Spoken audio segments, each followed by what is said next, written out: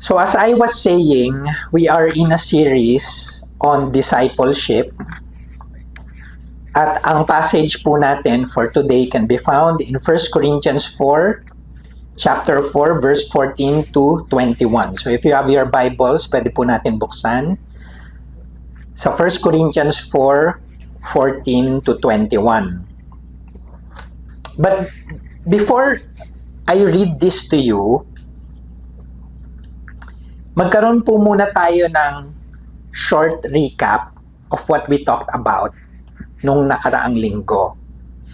Nung nakaraang linggo po, we defined what discipleship is. Diba? We said that discipleship is actually about teaching and modeling Christ in Christ's church through the use of Christ's means. No? So, ang discipleship po is actually teaching. The Great Commission is about teaching. In fact, the word disciple means student or learner. At hindi po pwedeng magkaroon ng disciple or learner kapag walang nagtuturo. Kaya ang Great Commission ay all authority in heaven and on earth is on me. So, eto si Jesus like a commander giving a charge to His church. And so, ang sabi niya, go therefore, make disciples or learners or students. Go therefore, make disciples, baptizing them. So, it means that the context is in the church. Kasi to be baptized means to be part of a church. So, baptizing them in the name of the triune God, the Father, the Son, and the Holy Spirit, and teaching them all that I commanded you, and I'll be with you to the end of age. So it's about teaching Christ and all the words of Christ in the context of the church. Yan po yung Great Commission. And so, ipagpapatuloy po natin, kasi mahalaga na maging malinaw sa atin, ano ba yung discipling? Kasi kung hindi po malinaw kung ano yung discipleship, hindi tayo makakapag-partake doon sa call to make disciples. At ang sabi natin, yung discipleship ay iba sa mentoring. Kasi ang mentoring is usually someone who is advanced sa isang craft or skill, teaching you based on his learnings and experience. It could be sa music, sa cooking, or sa opisina kung may mga leaders or boss kayo na mini-mentor kayo, diba? So the goal is actually to pass the life skills sa inyo. That's what mentoring is. Pero ang discipleship, the goal is Christ-likeness. In discipleship, you are teaching Christ and the words of Christ, the gospel to the person, and the Holy Spirit uses that to conform the person into the image of Christ more and more until Christ returns. So magkaiba po ng goal at ng pamamaraan at ng means. Ang ginagamit na means sa pagdi-disciple ay yung means na binigay ng Diyos, yung means of the Word and the Sacrament. So that's what discipleship is. Now, we will talk about a disciple maker's heart. We will talk about a disciple maker's heart, and that's found in 1 Corinthians 4, 14 to 21. So bilang respeto and reverence sa pagbasa ng salita ng Diyos, can I again invite you to stand and we will read this alternately. We will read 1 Corinthians 4, 14 hanggang 21. So I'll read first and then you follow. Verse 14 says, I do not write these things to make you ashamed, but to admonish you as my beloved children.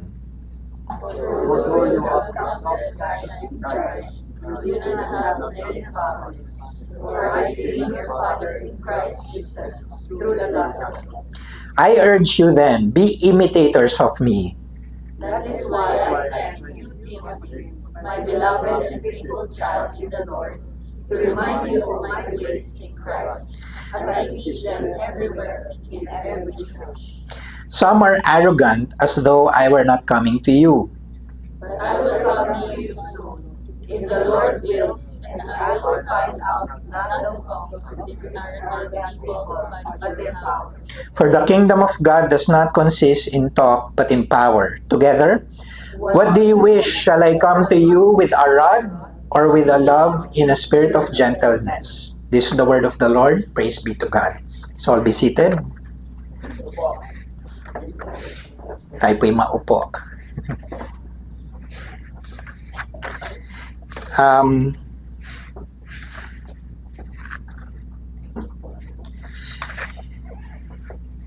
Para po mas maunawaan natin yung binasa natin, if you're interested, yung backstory po ng 1 Corinthians 4:14 to 21 ay matatagpuan sa Acts 18. Kasi yung 1 Corinthians po ay isang letter. Diba? Hindi siya isang kwento. Pero para mas maunawaan natin o mas ma-appreciate natin yung isang sulat, ano ba yung pinaghuhugutan o pinanggagalingan ng sulat? Yung backstory po nun ay nasa Acts 18 na kung saan makikita po natin si Pablo po mismo yung nagplant ng Corinthian church. Kung napansin nyo, very affectionate yung salita ni Pablo nung binasa natin yung passage. Right? Sinabi niya na siya ay kanilang father through the gospel. Tinawag niya silang beloved. At kung matatanong natin, bakit yung address ni Pablo sa church in Corinth, na itong Corinthian church na ito, ang daming divisions, ang daming pag-aaway, pero ba't mahal na mahal sila ni Pablo? Maunawaan natin ito na pag pumunta tayo sa Acts 18, kasi si Pablo mismo yung nagsimula nung simbahan. In fact, he even knew some of them personally by names. Tulad ni Titus Justus, nasa Acts 18:7 yan. Tulad din ni Crispus in verse 8. At pumunta pa si Pablo dun sa mga bahay ng iba sa kanila. So you can imagine, there's this bond between Paul and the believers in the Church of Corinth. Many people, despite the trials and rejection, believed in Paul's message. And the Lord Jesus even showed Paul a vision to confirm that he is called to proclaim the gospel in Corinth.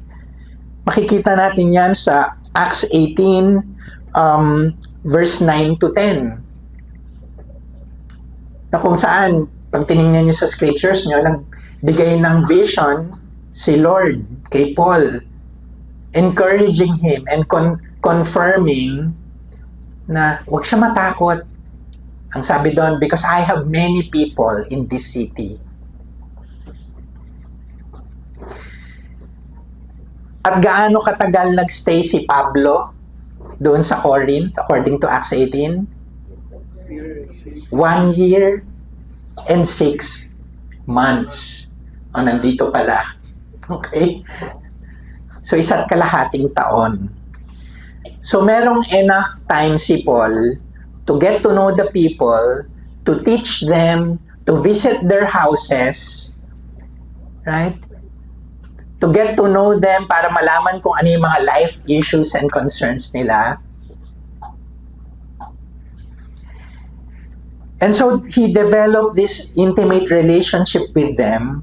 Kaya, pag binasa natin yung 1 Corinthians 4, Paul called them beloved, mga minamahal. At sinabi niya sa verse 15, hindi lang siya spiritual guide, hindi lang siya teacher, siya din ay naging spiritual father nila. In fact, like a father, he disciplines them. May mga issues sa Church of Corinth, punong-puno ng mga division. No? Some follow Apollos, other follow Paul. Tapos yung iba sa kanila, sila yung nagpapagalingan kung sino yung mas talented or gifted. But here is Paul, who loves them despite their issues, and he describes himself as more than just a spiritual guide or an instructor, but actually a father through the gospel. And so what we have here, mga kapatid, is actually a picture of what a discipling relationship may look like. So ang sabi natin last time, yung kaibahan ng mentoring sa discipling. At ang mahalaga po sa discipleship ay yung love. Ang nakita natin dito yung picture of what a discipling relationship may look like. Paul have this picture in mind that he's like a spiritual father to them. He lovingly teaches the gospel to them and guides them. Hindi lang siya nagtatransfer ng information, hindi lang siya nagtatransfer ng life skill, like what mentors do. He actually loves them, even though they have so many issues. He loves them like a father.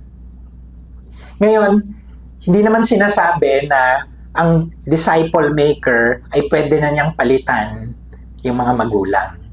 Hindi po mapapalitan yung ating mga magulang. Mahalaga po na alam din ng disciple maker yung kanyang boundaries. Naalala ko dati sa simbahan ko noon, na hindi yun dito sa CRC or sa Breadcom. Lalo na sa issue ng love life, no? Merong dinidisciple yung isang kabataan, dinidisciple din niya yung isa pang kabataan, parang mas may say pa yung kabataan kung ready na siya dun sa love life kesa dun sa magulang niya. Actually, hindi na kabataan, yung adult na. No? Yung mga magulang, parang ine-encourage siya, nasa edad ka na, baka pwede ka ng magplano ng buhay mo, specifically yung dun sa area ng yung ng paghahanap ng yung important someone. Tapos yung nagdi-disciple, hindi po pwede. Di ba? So, kailangan alam ng disciple maker yung boundary niya. Hindi niya pinapalitan yung authority figure na itinalaga ng Diyos sa buhay ng isang tao, na yun yung kanyang mga magulang. So at least, ang sinasabi dito ni Paul, hindi niya pinapalitan yung pagiging ama ng bawat isa. He's talking about this spiritually speaking. Kaya pagka binasa natin yung scriptures, yung passage doon sa verse 14, or rather sa verse 15, sinabi niya, Father, I became your father through the gospel. So he's not talking about usurping yung parents, yung authority ng parents or yung authority ng fathers ng mga Christians, but he's talking about being a father through the gospel, meaning he's the one who shared the gospel and took care of them, and he's the one who modeled Christ and his teachings to them. So it involves love. Right? You're not just transferring information, but you're actually loving the people. In fact, ito po mahalagang maunawaan natin, you cannot truly disciple in the next slide without love. You cannot truly disciple without love. Ang sabi ni Jesus Christ in John 13:34-35, a new commandment I give to you, sinasabi niya to sa mga disciples niya, that you love one another just as I have loved you. you also are to love one another. Anong sinasabi ni Jesus dito? I think two things can be said here. Unang-una, hindi lang tinuro, minodel ni Christ what it means for the disciple maker to love his disciples. Minodel niya yung pag-ibig. Pero ang isa pa, nagbigay din siya ng motivation. Because you have received love from your Lord Jesus Christ, you ought also to love others. So He gave us both a teaching and model and a motivation to extend love to others. At ano yung magiging resulta, sabi ni Kristo? By this, all people will know that you are my disciples if you have love for one another. Yung mark, no? Para malaman ng mga tao that you belong to Christ or you're a disciple of Christ is when you love. So we cannot truly disciple without love. Pag hindi natin minamahal ang kapwa natin at hindi nakikita yung love na yon, and if Jesus said na by this all people will know, I'm sure the opposite is also true. How will they know? How will they believe when they do not see love sa atin? Even though you proclaim the truth, but if there's no love, right? So that's a very important thing that we should grasp, mga kapatid. And I think the Lord is actually developing that love in our hearts.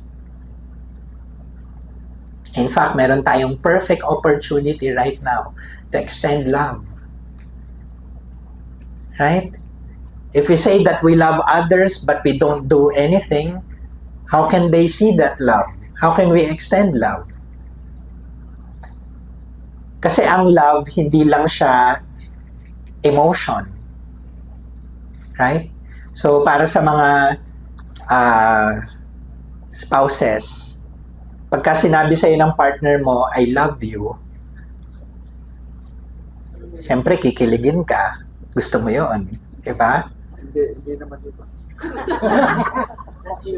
Pero yung iba, hindi makikilig.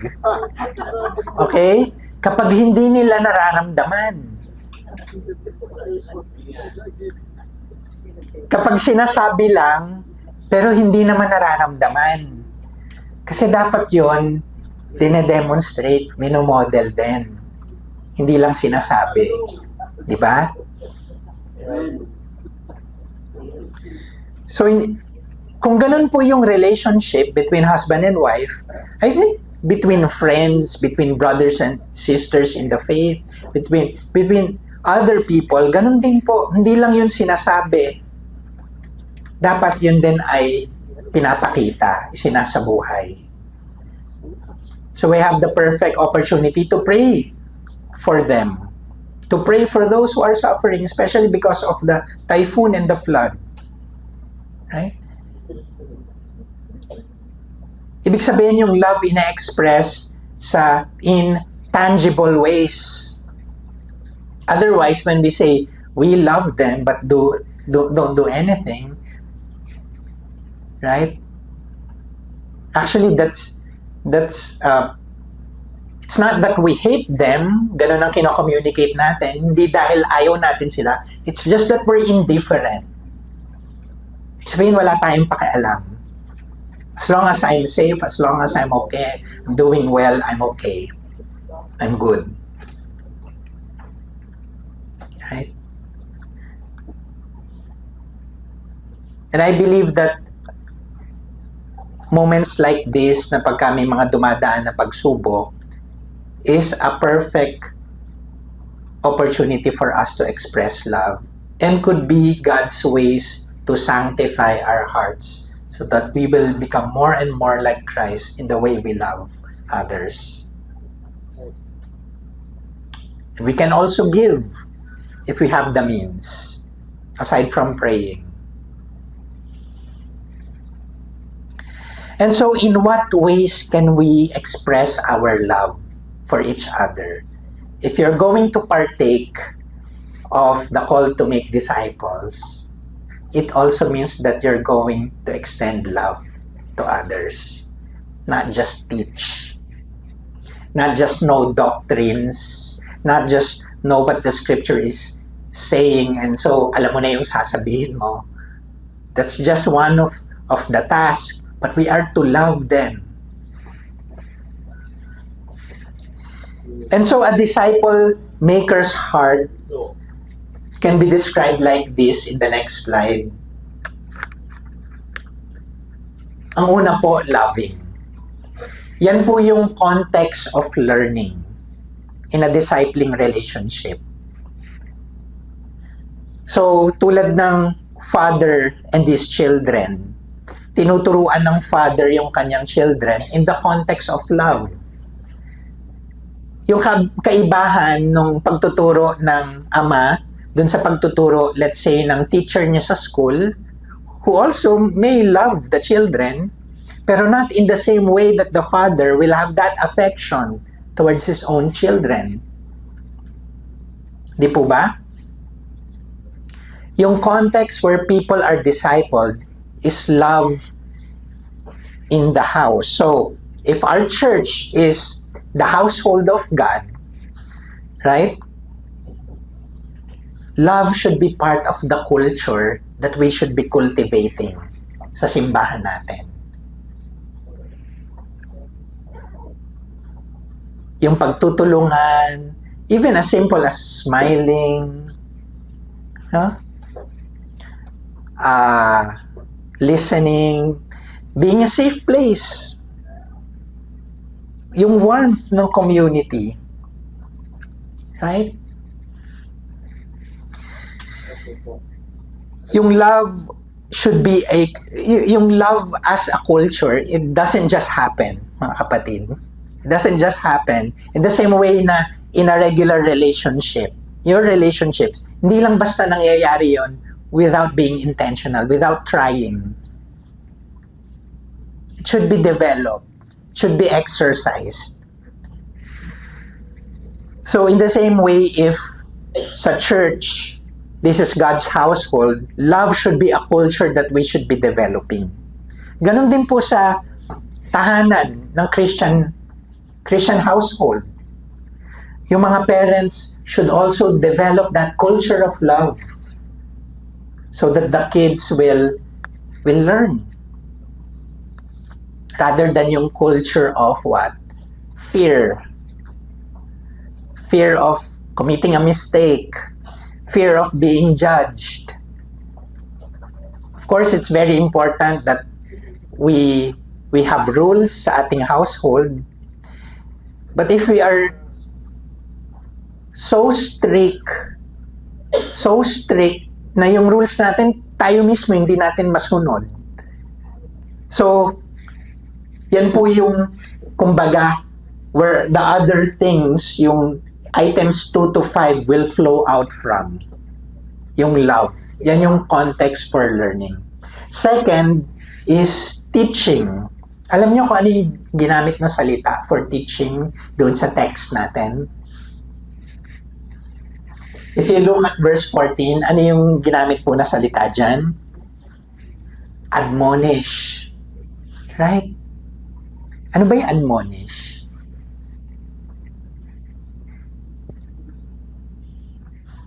Sa ibang salin, ginamit din yan na warn. Nagbibigay ng warning. Sa ibang verses naman, yung same na word ginamit to be translated as instruction. So, ibig sabihin, yung teaching is more than just a transfer of information, but it includes lovingly teaching the truth, and at times can also be a warning, a stern warning, teaching with firmness, teaching the truth in love, but also with firmness. At kung minsan, pwedeng may konting kurot.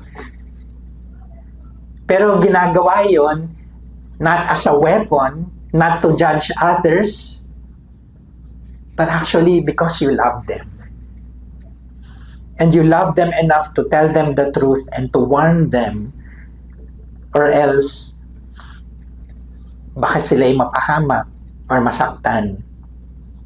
Sometimes even with piercing truth from the Word of God.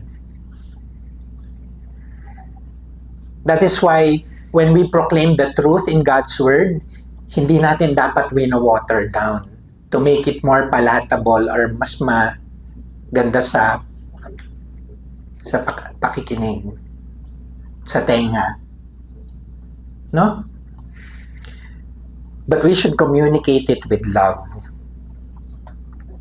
Pangatlo, hindi lang po tayo nagtuturo, dapat minomodel din. Hindi lang about telling, meron ding showing, show and tell. So, halimbawa, ang best way for you to learn how to cook, hindi yung magbasa ka lang ng cookbook. Meron bang natuto dito na magluto? Nagbasa lang siya ng cookbook, pagkatapos nakaluto na siya perfectly, nung pagkatapos niya basahin. It's a skill that you practice. Di ba? Of course, matututo ka dun ng ingredients, but it's a skill that you practice as you continue doing it. Pero kung maraming practice na pero hindi pa din okay, maybe the illustration is not for you. Kumain na lang. Kumain. So, in the same way, teaching should also be modeled. Mahihirapan po sumunod yung mga dinidisciple kung yung nagtuturo sa kanila ay hindi nakikita nung dinidisciple nila na isinasabuhay nila ito. Di po ba?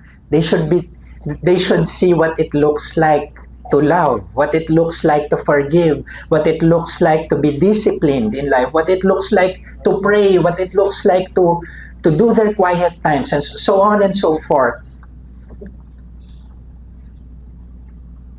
The Lord Jesus Himself is the great example. And Paul said, "Follow me as I follow Christ. Imitate me," he says. So, ibig sabihin, mahalaga din po doon yung isang katangian, napakahalaga nito sa mga Kristiyano. Ano sa tingin niyo yun? Starts with letter I. Imitators, yes, pero characteristic na integrity. Integrity means you don't just talk, but you walk the talk. Sinasabuhay mo you're practicing what you preach, in other words. Fourthly, a disciple maker's heart is also empowering. So if you look at verse 17, ang nakakamangha kay Pablo ganito. Ang sabi niya sa verse 17, I'll read this to you. "That is why I sent to you Timothy, my beloved and faithful child."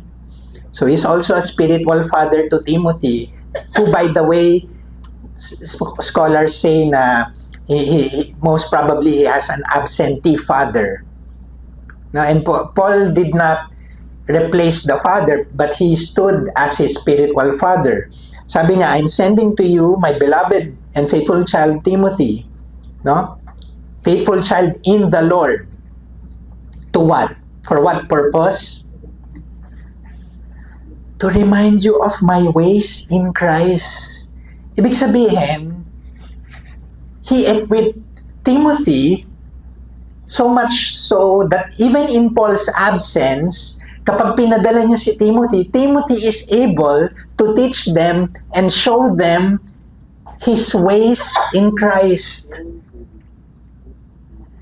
And so may mahalaga rin po na paglilinaw dito when it comes to when we say empowering. Kasi empowering is a popular word and ginagamit din ito sa mga in the secular world, right?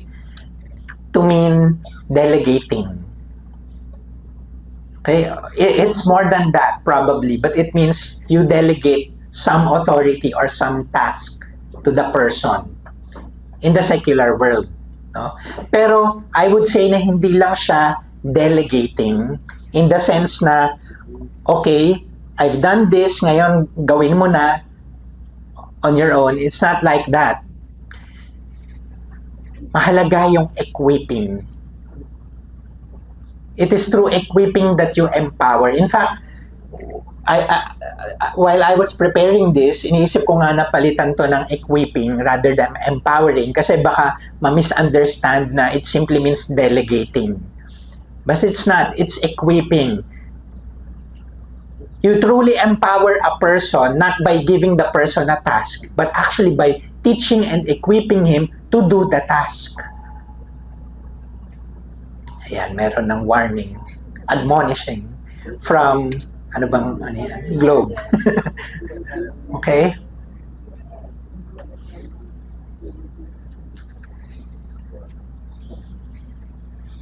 So, ibig sabihin, mahalaga na tinuturuan natin before we can release them.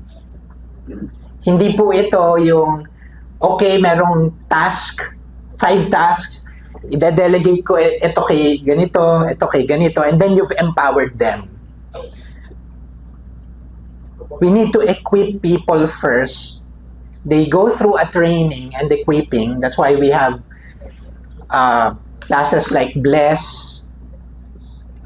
We equip them, and so that they are truly empowered. And I like the word empowering because also, for me, it reminds me of the power of the Holy Spirit. Right? Not just delegating, but actually equipping the person so that through the power of the Spirit, the person can actually proclaim the gospel and make disciples. And lastly, disciplining. So in verse 21, anong sinabi ni Pablo? Sabi niya, what do you wish? Shall I come to you with a rod, pamalo, or with love in a spirit of gentleness? No?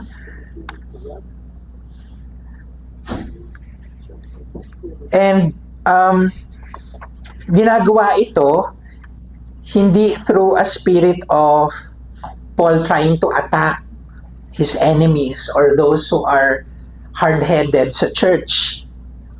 Kasi pagka sinabing church discipline, nami-misunderstand sa simbahan yan. O kaya yung common na term ng mga nanggaling sa ibang simbahan, yung DA. Ang ibig sabihin ng DA?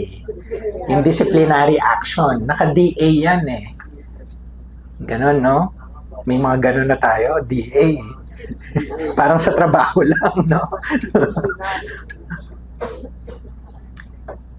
So, ang akala natin, yung DA or disciplinary action, kala natin para siyang katumbas nung time out sa mga bata. Face the wall. Go to your room. Hindi po ganon. Hindi siya ginagamit na pang-attack. Pero actually, yung pagdisiplina po na yun ay part ng discipleship. Meron po kasing tinatawag na formative discipleship at corrective discipleship. Yung formative, from the word form, yun yung binibuild up yung tao by teaching.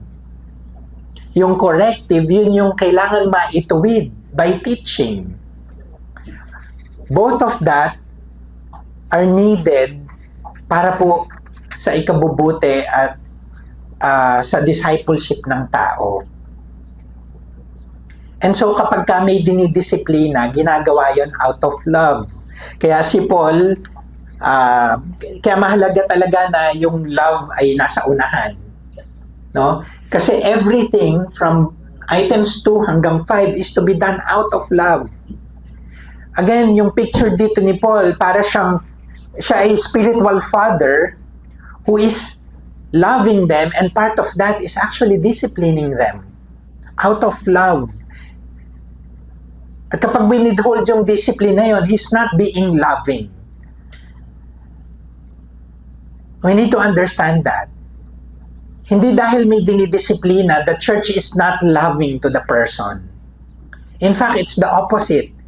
We love them enough to tell them the truth, and even at times kahit may kirot, and to even discipline, because we love them and we don't want them to be led astray. Ganon din po sa mga tahanan, sa mga Christian household. Hindi dahil love natin yung mga anak natin, hindi na natin didisiplinahin, ibibigay natin lahat ng gusto nila. If we do that, what will happen to our kids? Magiging silang spoiled. Right? So in Proverbs 22:15, for example, sabi doon, folly is bound up in the heart of a child, but the rod of discipline drives it far from him. So hindi siya rod of wrath. Hindi siya rod kasi inistorbo ka niya nung nagre-relax ka sa TV. Hindi siya rod na bigla kang pumutok kasi hindi mo kayang pumutok doon sa office mo, so inilabas mo lang sa bahay. Kaya hindi maganda yung term na pinagagalitan. Kasi ibig sabihin nun, nilalabas mo yung galit. Ang magandang term, dinidisiplina. Kasi ibig sabihin, mahal mo yung tao. Gusto mo siyang i-correct. It's a rod of discipline. And the promise in Proverbs 22 is, if you exercise the rod of discipline, yung folly drives it far from the child. And in the same way, in the household of God, we speak the truth in love, but there are times that discipline is enforced not as a way of attacking, but as a way of loving. So kaya meron tayong church membership. Alam niyo, sa church membership, pinag-uusapan din po doon yung life ng church, at kasama doon yung church discipline. So that may common understanding between the leaders and the church member, that there will be times that as the pastor or elder, no, there will be times that kung kinakailangan, may enforce yung discipline, but it will be done in love. At hindi po exempted yung pastor at elder, pati pastor at elder din can be under discipline. Kasi ang ultimate authority po natin ay hindi pastor at elder. Ang shepherd natin ay ang Panginoong Jesus. And so we discipline through the use of His Word. So last time we clarified yung definition of what discipleship is. We differentiated it doon sa common term na mentor, which is also used in the secular world or in companies. Now this time, we have gleaned on the different heart or characteristics of a disciple maker. The disciple maker should be loving, guiding or teaching, modeling, empowering, and disciplining. At lahat po ito is done in the context of love. Ngayon, maaring natatanong natin, can I really make disciples? Natatanong niyo po ba sa sarili niyo yun? After you receive or you hear the word of God that says we are being called to make disciples, but can I really make disciples? Sounds like a tall order, di ba? Kahit may life issues, I need to be loving. Or perhaps naisip natin, ako mismo ang dami kong issue. How can I disciple? Well, brothers and sisters, in the next slide, I think two things need to be clarified. Ang una po, the task of making disciples is not for the mature, but for the maturing. Anong ibig sabihin po nun? Hindi siya para sa mga mature in the sense na sinasabi niya, I've already arrived. Oh, I'm so mature, I can teach anyone. Actually, if you feel that you're inadequate or you feel overwhelmed, you're in the right place. Right? A pastor or an elder who think that he is mature, ano yung lesson natin last time? Sabi ni Paul, I haven't arrived yet. And then he turned to his audience, and what did Paul say? Have this mindset. In other words, the pastor and elder, the Bible study leader, the teachers, the disciple maker should have this attitude in our hearts. I haven't arrived yet. I still have issues. Why? Because you're in the perfect place, because you have the opportunity to actually understand how much you need Christ daily. And so even si Paul, sabi niya, Philippians 3:12, I haven't arrived yet. He didn't claim to be perfect. And then in 1 Corinthians 11:1, Paul said, follow my example. Hindi dahil perfect na ako, hindi dahil magaling na ako or I'm fully matured in Christ, but as I follow Christ. Ang ibig sabihin, he's also a work in progress. He's also in the process of following the Lord Jesus Christ, and the Lord is still conforming him to his likeness, into his image. Right? He's in that position nung sinabi niya, follow my example. So wag tayong matakot actually. If you're going to make disciples, you can actually be vulnerable at times. You should be wise, but doesn't mean na you should be perfect.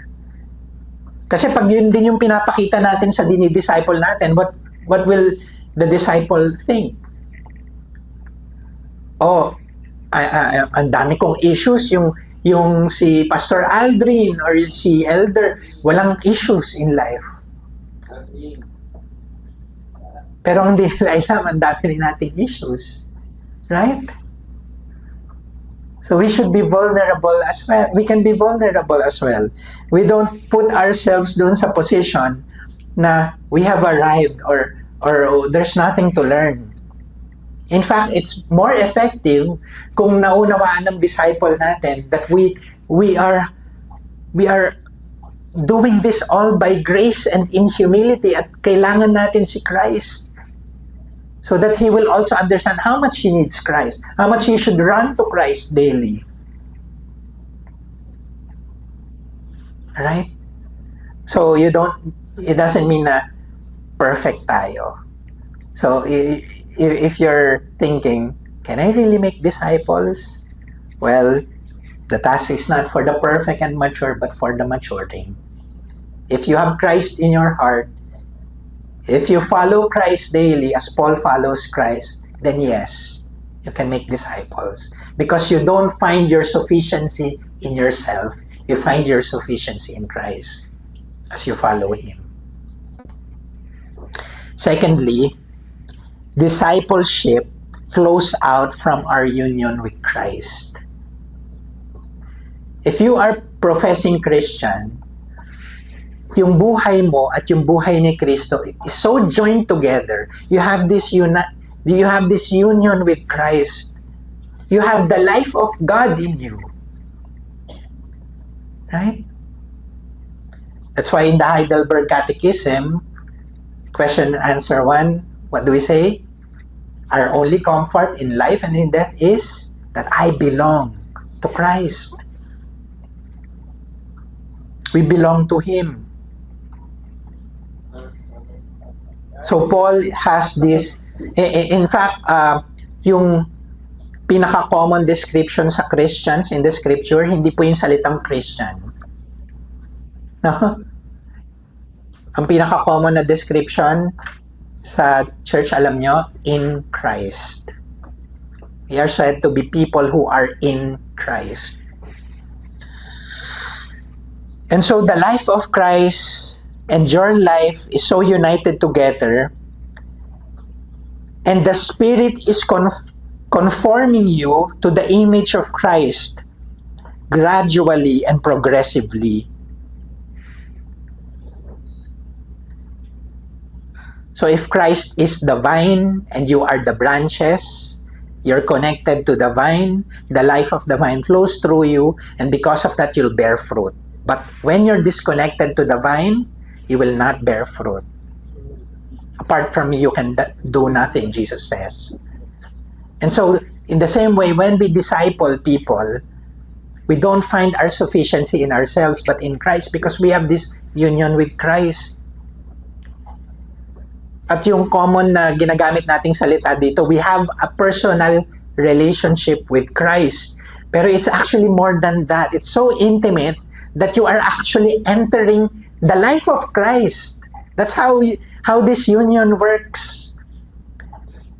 That's why you are righteous, because of the righteousness of Christ.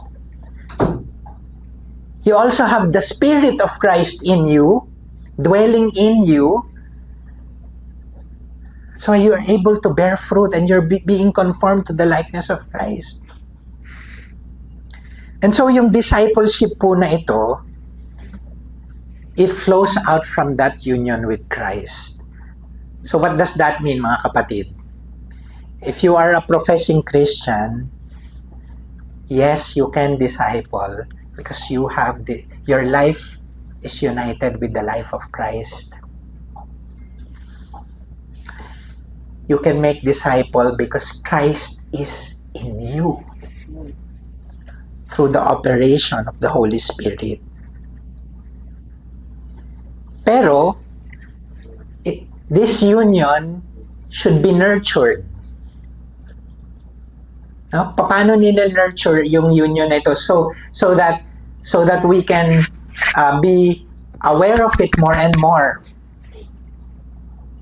Alam nyo, kahit mga bata, alam po to. Kasi kinakanta nila to sa hymns nila. Read your Bible, pray every day, and you'll grow, grow, grow. Yan po yung tinatawag na means of grace, kung saan na-nurture natin yung union na ito. Through the scripture reading, through prayer, these are the means, yung pamamaraan ng Panginoon to nurture that union with Christ. And so, yes, we can make disciples because we have this union with Christ, but also as we practice this means of grace. Alam niyo, hirap mag-disciple pag di natin alam yung Bible natin. Ano yung ituturo natin sa kanila? Right? Testimony lang natin. Subjective yun. Hindi yung experience natin ay experience din nila, magkakaiba ang mga tao. Pero yung truth ni God, it will speak to all because it's God's inspired word and can be useful for teaching, rebuking, correcting, and training in righteousness. For what purpose? That he can be thoroughly equipped, so that he can be discipled and he can be equipped for every good work. And so, the good news is, mga kapatid, in this task of making disciples, our sufficiency is in Christ. And he promises to us, when he gave his charge, I will be with you to the end of age. And that promise should motivate us to respond to his call. And my prayer sa ating simbahan as we go through this series is that we will continue to explore in your own pace, but listen to what the Lord is saying. And let us explore ways on how to respond to the voice of God.